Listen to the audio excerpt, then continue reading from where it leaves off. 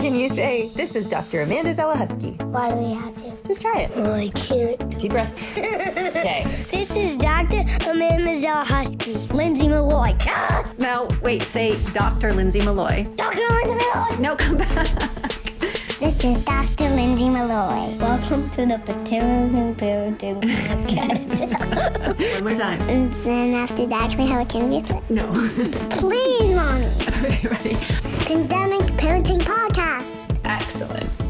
Welcome to the Pandemic Parenting Podcast. I'm Dr. Amanda Zelechoski. And I'm Dr. Lindsay Malloy. We are two psychologists, scholars, and moms, and together we co-founded Pandemic Parenting. We're here to share science-based research and help all who care for kids navigate this challenging time together.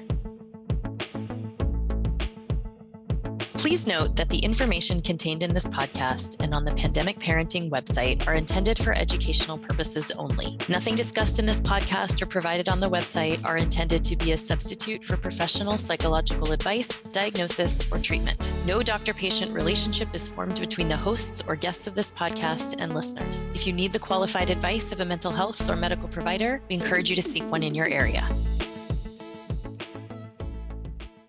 When living with a disability, life can look different. And when living in a culture and society that doesn't offer the support or accommodations you may need, we know these differences can become challenges. Whether you live with a mental illness, physical disability, chronic illness, or other disabilities, this episode is for you. We hope it's an encouragement and reminder that you aren't alone in navigating the challenges of parenting with a disability. This episode is the second in a two-part series examining the intersection between parenting and disability. Typically, we interview guest experts whose research or clinical practice focuses on the topic we're discussing. But today, we turn to the critical expertise that is parents' lived experiences. In our last episode, we spoke with parents who are raising children who have disabilities. In this episode, you'll hear 3 different conversations with parents who themselves all live with different disabilities. First, our producer, Carmen Vincent, sits down with her father, Rich Vincent, who shares about his experience with depression and suicidal thoughts. Rich Vincent is a UCC pastor in Wisconsin and the father of 3 adult children. Rich opens up about his experience with depression as a parent and community leader. He reveals what or who pushed him to finally seek help, and he talks about his active decision to choose hope every day. And just a heads up to let you know that there is some discussion about Rich's experience with suicidal thinking. Next, Carmen and I, Dr. Amanda Zelechoski, speak with Jason Smoot. Jason is a psychology student and the father of a 15-year-old son. He also happens to have a spinal cord injury from an accident 11 years ago, which led him to be a wheelchair user. At the time of his injury, Jason was just beginning to navigate fatherhood. Jason and I have been friends for over 25 years, so it was an honor to have such an honest and inspiring conversation about his parenting experiences before and after the onset of his disability. And lastly, I sit down with a voice you are already familiar with, Dr. Lindsay Malloy, my co-founder of Pandemic Parenting and co-host of this podcast. She shares her experience managing a chronic illness while parenting her 2 young children. Lindsay doesn't often discuss these parts of her life publicly, and she recognizes that the nature and severity of chronic illnesses and disability can vary greatly. But as we have always tried to share authentic and relevant experiences from our own lives, she felt it important to represent the range of issues parents may experience and how physical issues can turn into mental health struggles and vice versa. Also, a quick announcement. This episode rounds out our first season of the Pandemic Parenting Podcast. We've got some exciting topics and guests we can't wait to share with you all. So follow us to stay up to date on the launch of the next season and for lots of resources we'll be sharing on social media and through our email newsletter in the meantime. Head to pandemic-parent.org to subscribe. Now, let's get into these powerful conversations.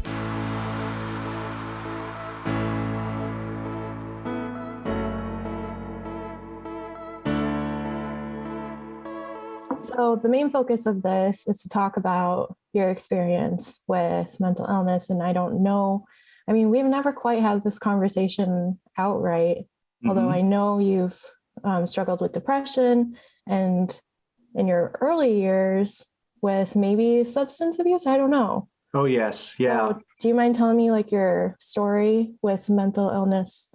Well, pegging the mental illness part has always been a challenge for me, although I'm sure that there's an element, and I think it's sometimes in my life, it's been more pervasive than others. But I think even from my earliest days, age 15 or 16, I just know that I was a straight A student, but there was something missing for me, and just life was starting to lose its charm and beauty. And that's probably all part of growing up and kind of the disillusion with life. But for me, it became very toxic because I moved from being a very clean-cut kid to just completely indulging in all forms of recreational drug use. A big part of it, I think, was escape. And so, some people would look back on that and say, from my teens, I was depressed and I was self-medicating. Part of the mental challenge that I might possess is that, I am obsessive. I go to extremes. I'm happy to do that. I can't imagine not doing that. I don't know how one can love something and not just absolutely immerse oneself in it and adore it and lose oneself in it. Again, that could be toxic. I don't know. Thankfully, the things I'm immersed in are, music and religion and other things. And that, though they have their dark side, they don't have to. It's not drug abuse now. Thank God. Right.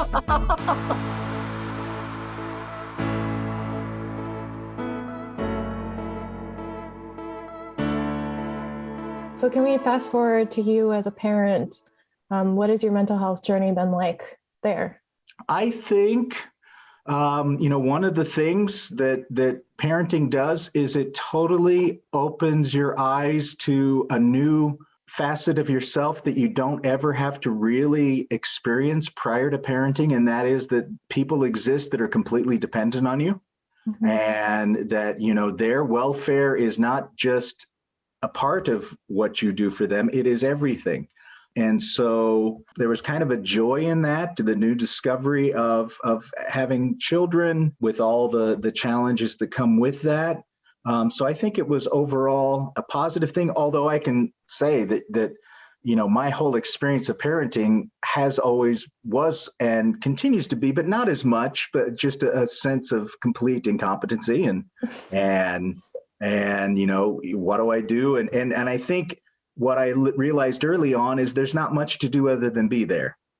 I was looking for a big answer, and the answer was, well, you're just there for them. And then as children grow older, for me, the challenge became, and I learned it from a title of a book I can't remember, but its whole point was that you look at your children and you try to figure out what it is that they love and what it is they do well, and not create any obstacles to that, and actually try to encourage that, and not demand that be the same thing that you're interested in. I think mental wise, it kind of took the emphasis or focus off myself and placed it on others. And that's not necessarily a bad place to be. Did you still struggle with depression as a parent though?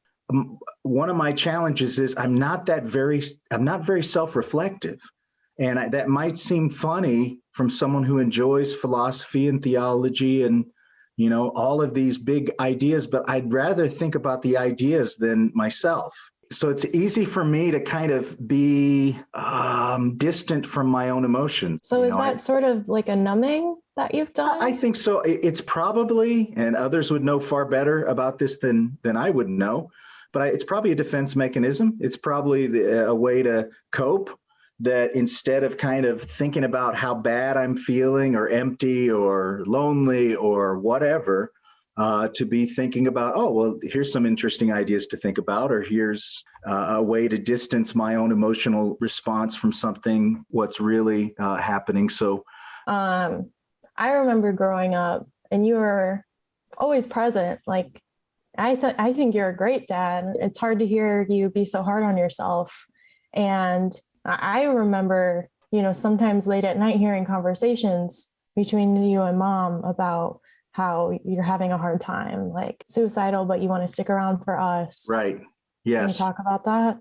Well, there's always a context for everything. And I think that my context was one where the challenges were great. My ability to kind of solve my own problems is not as good as my ability to help others solve their problems. And it's very easy for me to resign myself to, well, that's my lot in life. I didn't even think that depression was my issue. I honestly, it was through the kindness of your mother that just kept kind of emphasizing, I think you're depressed. And I really was not going to follow through on that. And a big part of my not wanting to follow through is I figured that taking any kind of medication were happy pills. And I just kind of thought, I'm so stinking sad right now. Nothing's going to make me happy. Nothing. And if it's just a matter of taking some pills to make me happy, then I'll just go smoke some marijuana or I'll just drink. That'll make me happy too. But that was all a misunderstanding of what medication can do and should do. I was thinking happy pills when really it was a matter of just pulling me out of this deep pit to at least a stable place where all of life wasn't so oppressively hard. So, I wish I'd understood that earlier, because I finally did go see our doctor and he put me on some medication that brought me from like the deepest pit to where I'm ready to die. I'm looking up ways to die on the internet. I'm just thinking what are the ways that I can end this all? There'd always be thoughts in my mind that would pull me back from that. I would think, what will my kids think? What will my church think? And then, there were other reasons like, I don't know if I have the courage to do, I don't want to put a gun to my head. I don't want to OD on pills. What if it doesn't work? I was kind of going through all of these things, and thank God my lack of courage, in the sense of I don't want to mess this up if I'm going to do it. And then thinking about what others would think. So thankfully, I never got to the point where I followed through, even though I was looking for ways. And eventually, taking the medication, it stabilized me a bit. I think my biggest breakthrough for me personally is, as always, I was trying to understand this thing. So I read a number of books on depression, and I read one that really touched me. And its big point was that you have to choose hope. And being someone who values faith, hope, and love, and those virtues and ideals, for me, hope had always been something that's always there. At the very least, there's going to be a new day tomorrow. Things will start anew. Everything will be fine. Or if it's not fine, at least there's another day to cycle through the same old stuff. But the idea of actually choosing hope, of not just kind of wishfully hoping that things would get better, but choosing that, it's dark, but there's a light eventually. And if I can't see it, there still is. There's going to be. And I just need to keep trudging forward and choosing hope every day and knowing that that's going to pay off eventually. That certainly is a better perspective than choosing to just wallow in my own darkness, which was the alternative. The alternative was to simply despair. But for me, it was a big idea. And again, I don't know if this is just me. I wouldn't assume this would be true for everyone else, but I had to kind of intentionally say to myself, I'm choosing hope. I'm choosing hope. And that helped me quite a bit on the ideational side of things, just the idea of that. And the medications helped to stabilize me out a bit, but thankfully I survived it. Yeah. Oh my gosh, I'm so thankful you survived it. Yeah, I am too.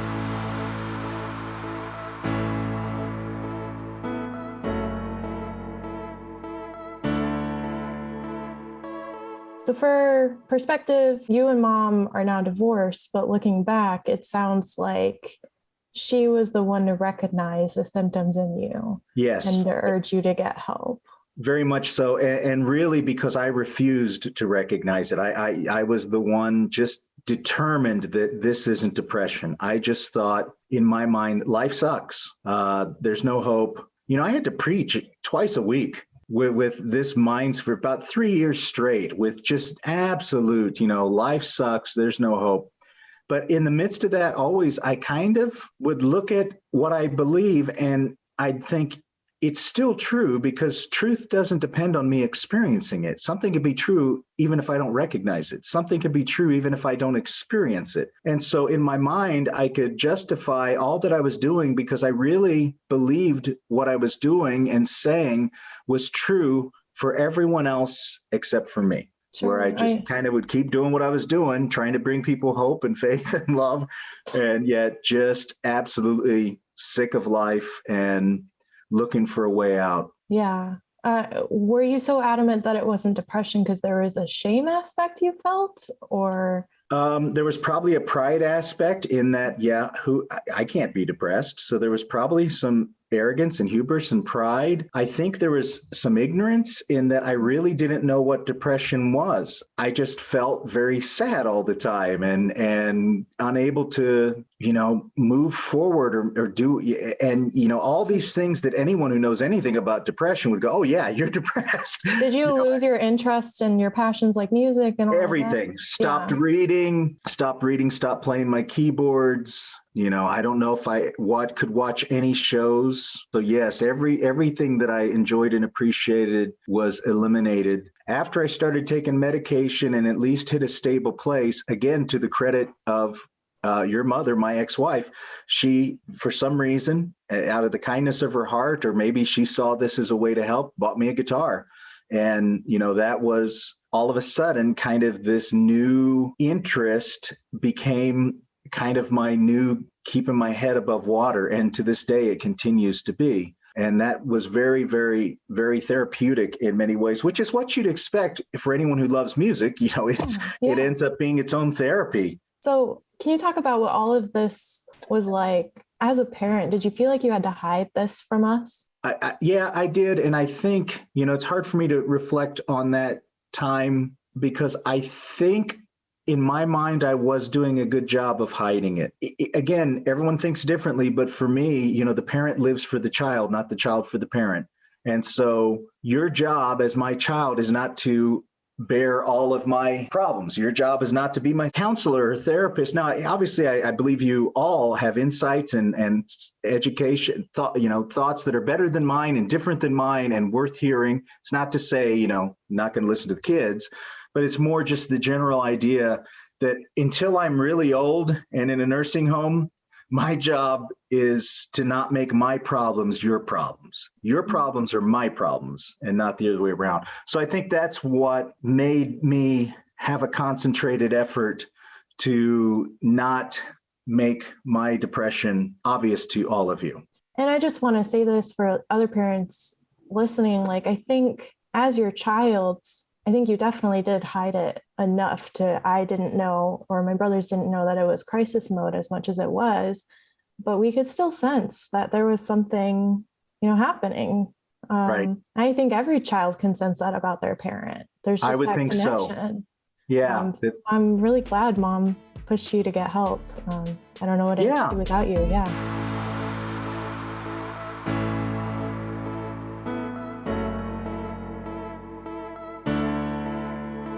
How does it feel talking to your daughter about all of this? It's very weird.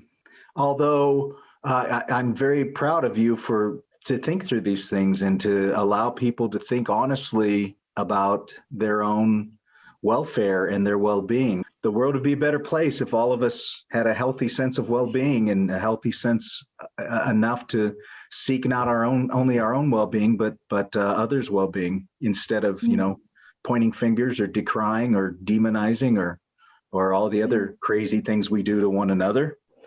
Yeah. And I don't know if it's the documentary filmmaker in me or if it's because I've had past experiences with depression, anxiety, OCD, ADHD, all of that. But hearing these things from you makes me feel so much closer to you. And I know you better. So I know it's probably not an appropriate conversation to tell parents to have with their kids. But I think now that I'm grown and we have a friendship now too, along with you being my father, I really appreciate you telling me these things. Well, and I think that's the key. You're an adult now. If you were in your teen years, I think that I'd be even more uncomfortable. I'm only uncomfortable because I don't want to be vulnerable. I don't want people to think that I have all kinds of issues. But I do. And I guess for those who have similar issues or wrestling with different issues, to know that, here's someone who would like to do good in this world, who's got a job that involves giving compassion and care to others, has experienced and continues to experience, at least to some level, deep disappointments and depression and other things, and yet still is able to kind of manage and work through that. I think because it all helps us to better own our own challenges and not be overwhelmed by them and not think that that's the end of us, because no good pastor is depressed. but instead to realize, no, there are good doctors that are depressed. There are good therapists who are depressed. There are good everything, retail workers, everything it's for me, it always comes back to that quote that's attributed to Philo, but to so many others: be kind, everyone you know is fighting a great battle. That's right up there with do unto others as you'd have them do unto you, because it's in that same realm of compassion and empathy for others and understanding that, you don't need to point fingers at other people. We all do it to ourselves. So be kind. Everyone you know is fighting a great battle. And perhaps the most important part of that, be kind to yourself, which has taken me years to learn. And I'm still learning it because I am far more kind to other people than I am to myself. The kind of language I use in my own self-talk is so sometimes so much more abusive and menacing than anything I'd ever say to my worst enemy. Right. It's crazy. It's crazy. Right. I don't and it's like, who's talking? It's me, I guess. But it's like, stop that. So, be kind. Everyone you know is going through a great battle. Be kind to yourself too, because it's all okay. We're all in the same boat there.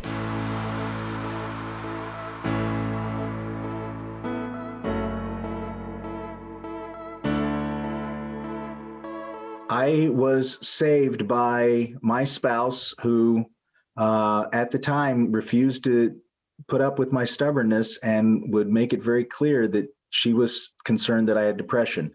And I didn't want to hear it. I didn't like to hear it. It frustrated me. And of course, anyone in a relationship knows you can only push so far, right? I mean, you just can't make someone do what you want, but you can keep persistently trying to help.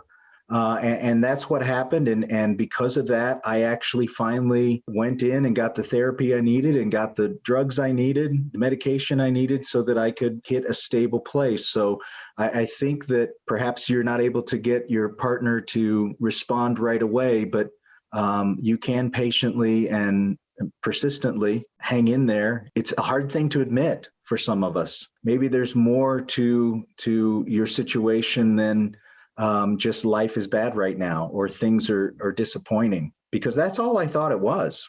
I just thought, well, life's bad. Things are disappointing. So it goes. That's how life goes. And just being willing to entertain that and not realizing that, right now I've got cancer. I went through 2 years of COVID. I went through a divorce, went through all of this that we've talked about. And right now life is so good. Even with all those things, all of those challenges, many of them I'm very sorry for and don't know what to make of them. But at the same time, choosing hope brought me to a point where I don't know if I've ever enjoyed or loved life more.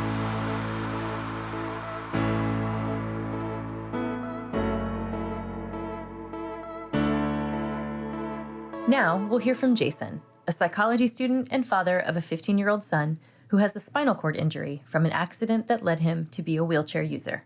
So just starting out with some background information, and this is kind of an open-ended question, so feel free to interpret it however you want to, but could you please tell us about your experience as a parent with a disability? Well, it started off really rough, as you could probably imagine. Just being a guy with a disability at my level in a wheelchair, trying to figure out, how to navigate the world around me, kind of learning life all over again. As you're a parent, that's kind of tough because you want to teach and you have the little guy running around. So it was difficult at the beginning, not going to lie. Just a lot of doubts in myself, mentally and physically. How am I going to teach him when I'm still trying to figure out stuff? After a while, it just turned into, we're just going to roll with the punches. We're going to do stuff differently. I looked at it like it was fun for both of us. And we kind of took those challenges head on. And I feel like he's had to learn life in a different perspective because of that. And I feel like his reality was different, but it was also a good thing for him. And even now, just his awareness of people with disabilities, something I didn't have as a kid. I didn't really know too many people with disabilities until I became disabled.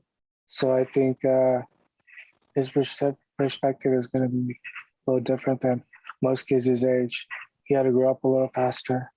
because of all of it. Absolutely. I think it would be really helpful to kind of dive in a little bit deeper about that transition. Like, you grew up not having a disability, and one day something happened, and now you live with a disability and will live with it for the rest of your life. Like, what was that internal journey or learning curve like for you? At the beginning, it was tough. I went to therapy and just had to deal with a lot of issues myself first. Also with Jaden, at first I think he was too young to understand. He just thought I was sick. He didn't know it was going to be permanent. So just dealing with his, trying to understand his development and his mindset as a dad. And then obviously me and his mom ended up separating. So that was tough for him too to deal with. And he didn't understand really why.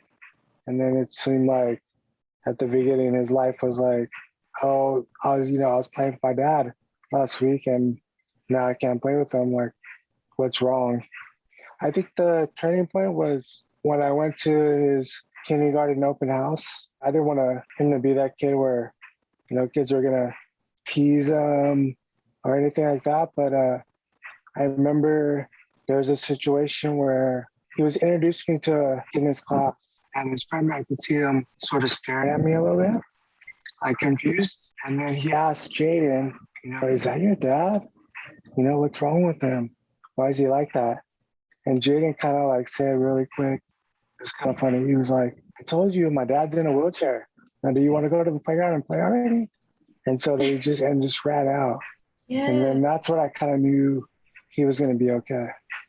And I talked to other parents who are in wheelchairs or had disabilities. I had that support system as well. So that was kind of how it started. And how much, you just mentioned, talking with other parents who were in wheelchairs too.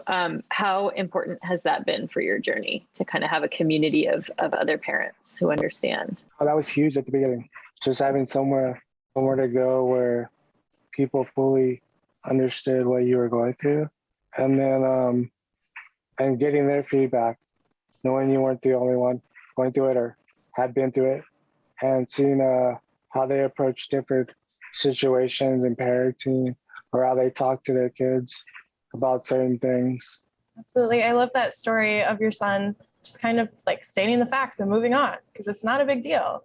I have to wonder, like, how did you have that dialogue with your son to explain your disability and maybe have to take into consideration his development and his age? How did you approach that? It's interesting because this is right around the time where I was like, you know what?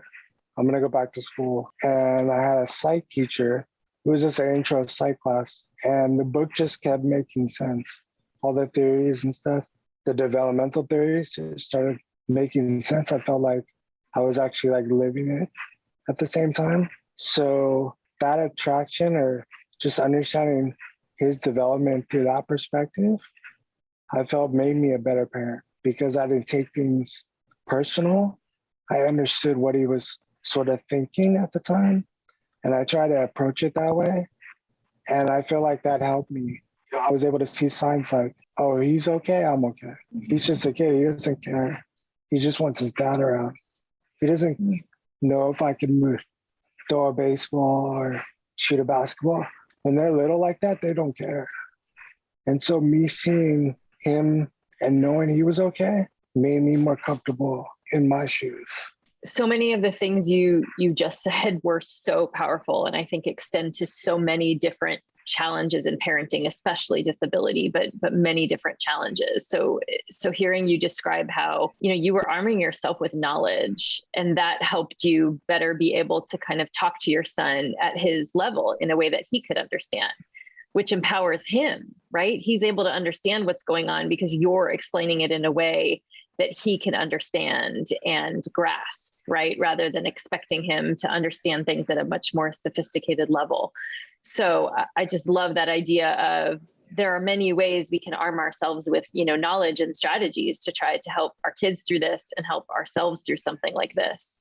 And you're right. At the end of the day, if he's okay, then I'm okay, and vice versa. It's looking for those moments that, okay, he is okay. Like, we do so much beating up of ourselves as parents and feel so much guilt all the time about whether we're doing it right or are we messing up our kids. And so I love that you really let him guide you in, if he's doing okay. He just wants his dad in whatever form that comes. Allowing myself to sort of step back and be vulnerable and realize like there's other ways to be a man or be a parent was huge.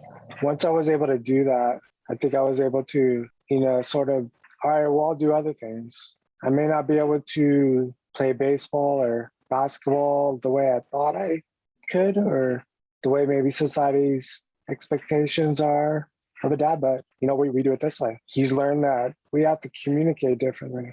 And I think that helped a lot. I was still able to teach him how to ride a bike. It was just a different way, like out of my wheelchair instead of me walking him. Just little things like that. That was just the way it was. So I love that you started talking about expectations society has. And I'm wondering a little bit about this like identity piece for you, sort of who your expectations were of yourself as a man or a father before your accident and who you came to identify as afterward, right? Like, how did your expectations of yourself change? A lot. I mean, you know me personally, but I was really athletic and, I love to be physical or moving around, play sports and, I have that mindset of like pushing through and don't cry, just get up, sort of expectations. And I took all that into fatherhood, provide, work hard, and all that sort of got flipped upside down when physically, literally the thing that I was sort of gifted or always did, I could not do. This is crazy, but I remember in high school and you were saying, why don't you work as hard as you do in basketball or sports, in books? Why don't you do that? I remember you telling me that. And that always stuck with me and I just never did it. I was like, oh, okay, sports are my thing. Legit, the reason I'm blessed in a situation is because my mind is okay. Everything physically has been taken away from me. And I just remember thinking like, that's my only muscle now that I need to use. I've been trying to do that ever since. For sure. Gosh, I can't believe I said that. I'm so sorry. I remember you saying that. And left a mark. It stuck with me, but it just was one ear out the other. You just hadn't done it yet. I think you were one of the hardest working people I ever knew as a kid. And you still are. And so you just channel that in different ways at different times. And I don't get to this point without the support of my family, the love, my friends. Nobody ever gets there by themselves.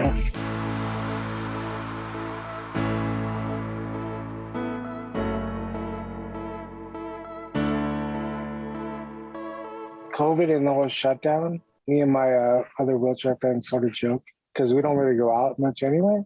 And we're homebodies. So like COVID was like, all right, well, you guys are on, and you guys know what it feels like kind of thing. It sucks that everybody was going through it and it's a really horrible thing.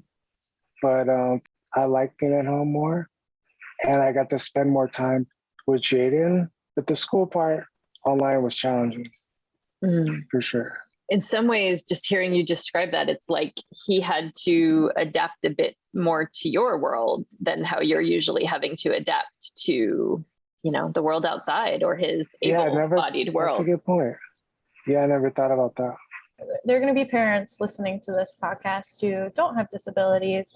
Do you have any advice for them but want to be allies and support parents who do have disabilities? That's a good question. I mean, it's a tough question because even before my disability, I don't think I knew one person in a wheelchair. And that's not because I wasn't trying not to. That was just the world around me. So, I mean, maybe reaching out if you can and to different foundations or things going on in the community. But as parents, we're all trying to survive anyway with our own kids and we're doing the best we can.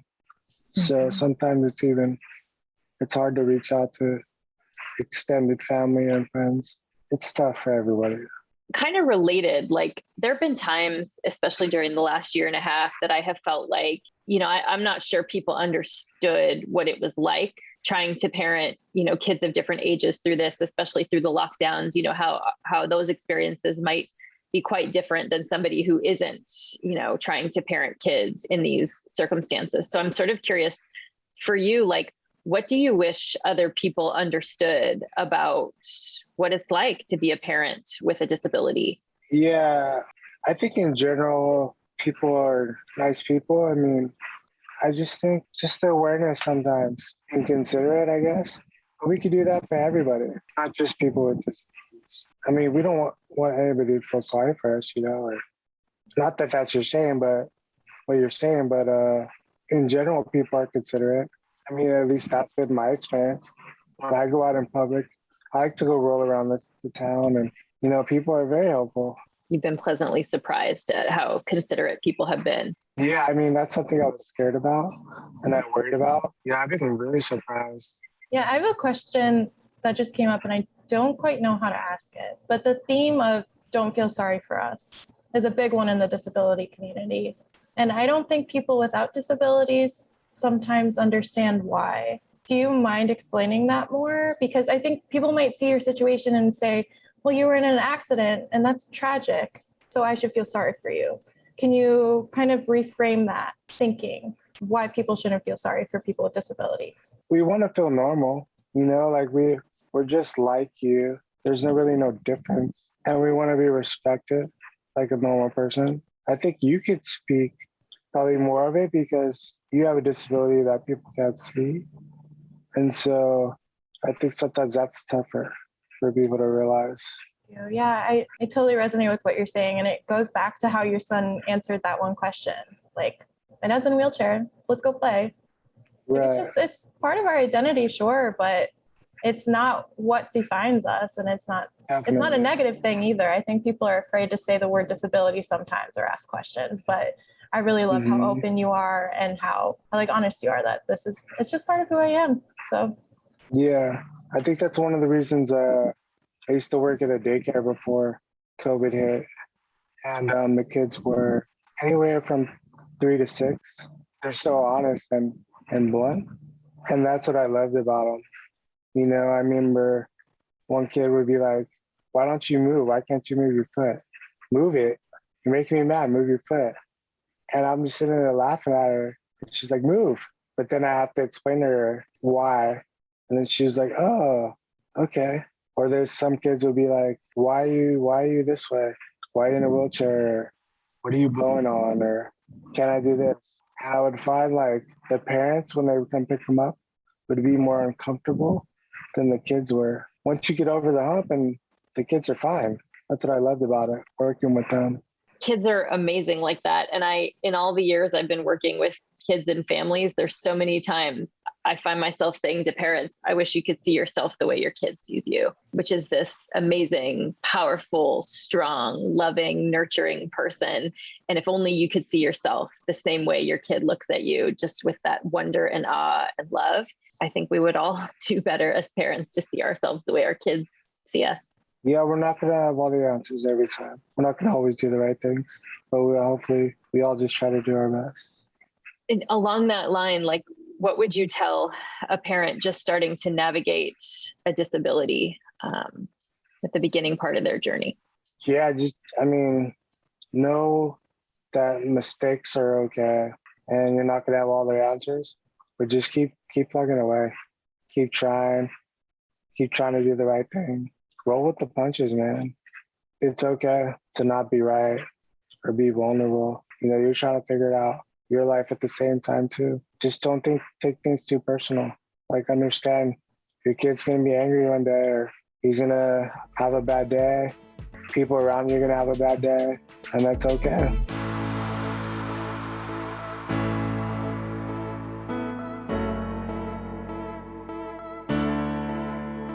In this last conversation, my co-host Dr. Lindsay Malloy shares her personal experience with invisible chronic illness, a vestibular condition, as well as the mental health impacts of living with a chronic illness.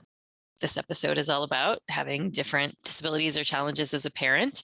So maybe start with just talking a little bit about your journey with chronic illness, like how that has come to pass. Yeah, it's not something I ever thought I would be talking about. And I feel a little weird talking about it in some ways, but I know that we've been saying all along, like we're here alongside parents who are going through the pandemic. And so try to share our own struggles with our own kids, families, ourselves. And so this seemed like a good opportunity to highlight. And I don't want to admit that I have a chronic illness really, but at this point it has been going on for a few years. So I think that does put me in that category. But in January of 2020, I was officially diagnosed with vestibular migraine disorder, which a lot of people have never heard of. And so in some ways, the struggle started in February of 2019, so about 2.5 years ago. But in other ways, it started over 20 years ago when I started first having these episodes of what I would just call vertigo episodes,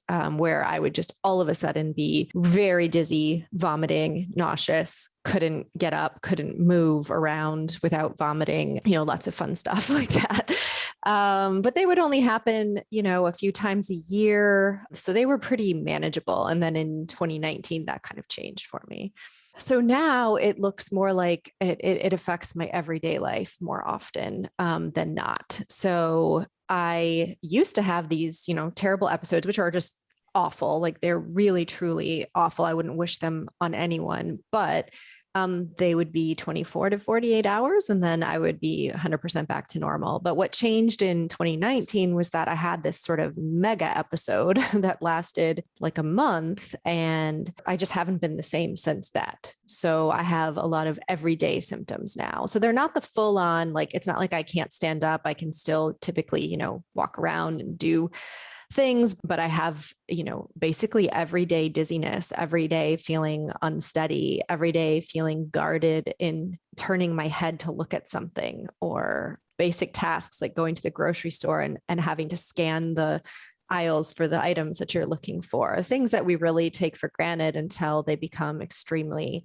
challenging and are likely to lead to one of those full-on episodes that can spiral out of control. It's thinking about every movement. Like if my kid says my name and I have to kind of pause, if I'm having a bad symptom day, I have to kind of pause and think about like turning my body and making my eyes go along with my head, things that I didn't have to necessarily think about before. And that probably most people don't have to think about. And depression and anxiety are really common among people who have vestibular illnesses. And part of it is because of that constant vigilance to the environment, their symptoms, and the worry, because it is so sudden and because it comes on so strongly and suddenly and often without any kind of warning or anything to predict it.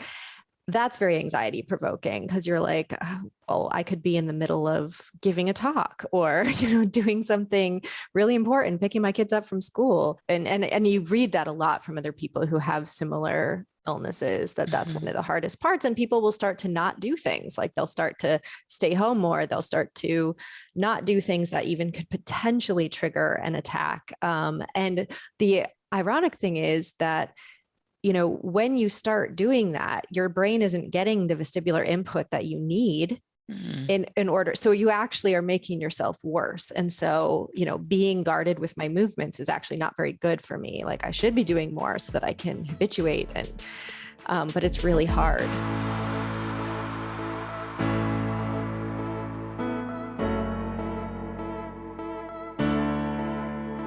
So you had kids, or at least one child, before these symptoms began pretty significantly, right? Like before 2019, as you described. So you had years of parenting before this all really kind of came to a head in the way it has recently. And then you parented after that. So can you talk a little bit about that? Yeah. Well, my kids were 2 and 4, basically, or just about to turn 2 and 4 when I had that really kind of mega episode that I've never quite fully recovered from. So, wow, so many things. The time when I couldn't even get out of bed, that month was just so challenging because they were just running all over the place, like they were 2 and 4, and they required constant supervision and monitoring and activity. And I couldn't do it, those things. Like at most what I could handle was like laying in bed next to them at night, completely still. And obviously that's not very much when you want to be fully engaged with a parent. So I think as a parent, so I think in many ways it made me really value just those everyday things that I had taken for granted before that. Like I can go apple picking with my kids. I can celebrate these like sort of normal accomplishments or normal activities with my kids once I started being able to do them later that summer. So I guess I noticed that if I'm having a really bad symptom day, I'm a bit more irritable with my kids. I have less patience. It just makes me very on edge, and they are a little bit older now, but of course they're still very active. So some of my most challenging things involve, getting them ready for school in the morning, because it involves a lot of looking around and finding things and moving my head basically, which is all, challenging for me on those days when the symptoms are bad. Yeah. And a lot of stress. Yeah. Get your shoes on. We have to go. You're going to be late. Like there's all that stress, right? Yes. And even without that, it can be stressful. So then you add these symptoms. And so I think the irritability is something that I notice as a parent. And then just the guilt, like there are days when, like I want to take them to the park. I want to do more active things with them, but I can't, or if I can, I'm just doing it. I'm there and I'm just kind of like getting through it instead of actually enjoying it. I feel like there are quite a few days like that where I'm like, I'm just making it to the end of the day. And, and if I can do that without vomiting or, then that's a good thing. I wish I knew how often I say, mommy isn't feeling very good today. Cause I know I can hear myself saying that quite a lot. Like, look, mommy isn't feeling very good today. So I need you guys to, do X, Y, or Z. And I know that I say that a lot because one time, I don't know, about a year ago, my then 5-year-old said something like, I don't like it when you talk so much about feeling sick. And I thought it was because it was upsetting to him, and he's a very sensitive kid. And so I was like, oh, why don't you like it when I talk about, feeling sick all the time? And he said, well, because it's just really boring. Oh, wow. I was like, oh, okay. Well, thank you, my little king of empathy. So yeah, I did not think that conversation was going to go in that direction. No, which is such a great example of, I think sometimes we project so much right onto our kids, like, oh, because I'm feeling bad or guilty about this, right. They must be really distressed by this, or this must be terrible. And I love that as a reminder that like, no, he's really just concerned about how this is annoying for this aspect of his life. Like, be more interesting, mom. Yeah. As long as, they're at an age where it's like, as long as I can get them to the park or get them the things that they want or need, they might not notice as much like my emotions or the fact that I'm not feeling the greatest. That will probably change as they get older, and hopefully, fingers crossed, like things will be different for me then. But yeah. And I think this relates to that issue of invisible disabilities or invisible illnesses, because obviously by looking at me, you can't really tell that I have this chronic illness that affects my daily life. And so it's not something that most people know. And so sometimes I really worry about how I'm coming off to other people in terms of like things like making eye contact, or just as an example, the other day, we were walking on this really narrow path to get the kids to school, and they just started at a new school. And so we're trying to, make connections and friends with other parents. And I was walking and they were behind me because it's this very narrow path. And I kept having to walk and turn my head and glance back at the other parent, because that's the natural thing to do. Like you make eye contact, you would do that if you're walking and talking. And for most people, they can walk and talk and turn their head at the same time. But this is really challenging for me. And I could instantly feel myself getting worse. And it's just I didn't want to say to them, having just met them and just becoming friends with them, like, oh, I'm sorry, but I can't turn around and look at you while I'm talking to you and walking at the same time, because I might throw up if that happens, or I might trigger like this, 24 to 48 hour attack. And then you start kind of being paranoid of like, how am I coming off to other people? Are they noticing that I'm doing these things slightly differently, or that I'm not able to make eye contact, or that even giving a talk at APLS, like I had to say, I actually said it at the conference. I was like, okay, I'm not going to be able to look at my slides at the screen over there. Like I can't glance back and forth between the slides. And so if what I'm saying is not matching what's on the slides, can you please let me know? Right. Because I don't want to keep doing this and end up making myself sick. So sometimes I can kind of joke about it and explain, but a lot of people haven't heard of it or have no idea. And so it's just hard to understand how that might actually work. Right. And navigate, like, is this a situation, like you said, where I should tell people about it up front? And so then you're also having those internal mental gymnastics of like, do I say something? Do I not? Should I tell them? Do I not? Yeah. And then realizing when I have told people, other parents, like they'll often reveal their own things, that might be totally different, but I mean, most of us are struggling with something. And so it does kind of open that up sometimes for sharing those sorts of things. Yes.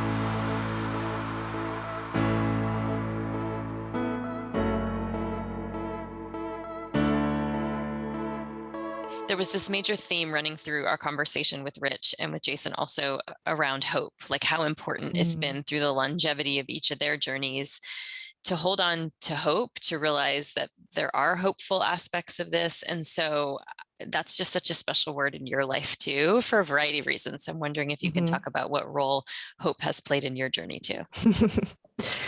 Well, hope tends to right now be very defiant. No, I'm just kidding.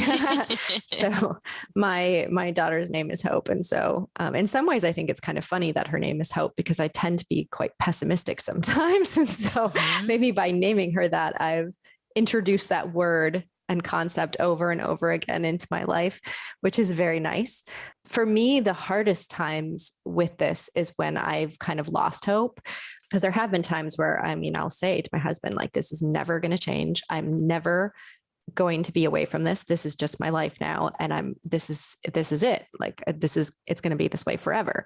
And then he'll usually remind me during those times that, no, you have had ups and downs with this. You have had improvements, you can potentially get back to those places again. And so holding on to that hope is really crucial. And the times that I haven't had it and I've just felt, basically hopeless about any sort of improvement or being away from this at any point in my life have been the most challenging. And this is going to sound so ridiculous, but in some ways I've sabotaged my own recovery in some ways because I have wanted to hold on to hope. So there's very little they can do for this. There's very few treatments. There's very few medications to even try. I held off trying this one medication that could have potentially worked for quite a while because it was the hope that I had in the back of my mind, like, okay, I'm going to keep doing these other things. If that doesn't work, there is that medication I can try down the road. So it took longer for me to try it than it probably should have, because I wanted to have that out there in the world as potentially solving all my problems. It didn't, unfortunately, but I could have attempted that earlier on.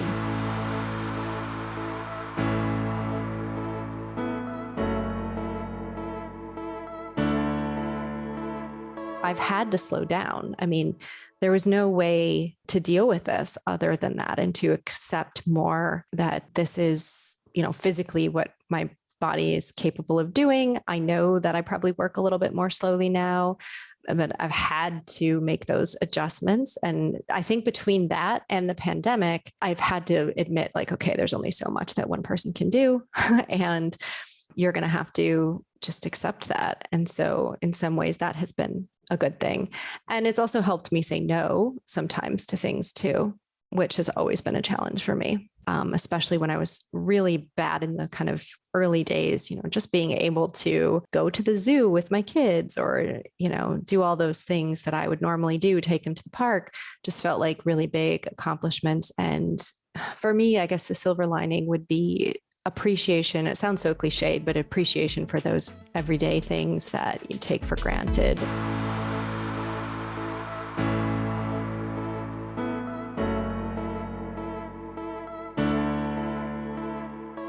Our deepest thanks to Rich, Jason, and Lindsay for so honestly and authentically sharing their experiences. Lindsay and I want to thank you all for listening and supporting the first season of the Pandemic Parenting Podcast. We'll be taking a break as we prepare for our new season. I can't tell you how excited I am for this next season. I'm not going to give away any surprises yet, but please know that season 2 will continue to provide you with information-rich episodes with amazing guest experts. In the meantime, make sure to follow us on social media, where we'll continue to share research-based resources to help you and your family continue to navigate challenging times. Thank you for joining us for this episode of the Pandemic Parenting Podcast. Make sure to hit follow or subscribe on Apple Podcasts, Spotify, or whichever platform you're listening on to be notified of future episodes. We'd also love to connect with you on social media. Look for our blue and yellow logo when you search Pandemic Parenting on Twitter, Facebook, Instagram, LinkedIn, or YouTube, and you'll find us. Or follow the links in the show notes. Let us know what you think of this episode by leaving a review on Apple Podcasts. Your 5-star review helps us move up the charts to reach even more parents and caregivers. If you have a specific question or topic you'd like us to address in a future episode, let us know. You can email info@pandemic-parent.org and mention podcast in the subject line. And this podcast isn't all we do, by the way. Pandemic Parenting is a 501c3 nonprofit providing free science-based resources for parents and all who care for children while navigating the COVID-19 pandemic. To learn more about our organization and access our extensive library of webinars, videos, blogs, and more, visit www.pandemic-parent.org. Lastly, this show wouldn't be possible without supporters like you. Lindsay and I donate our time to this podcast, but we do have an incredible team working behind the scenes to make this all happen. If you'd like to support the show beyond leaving your 5-star review, visit www.pandemic-parent.org/support and donate today. Thanks for listening. Hope you can join us next time.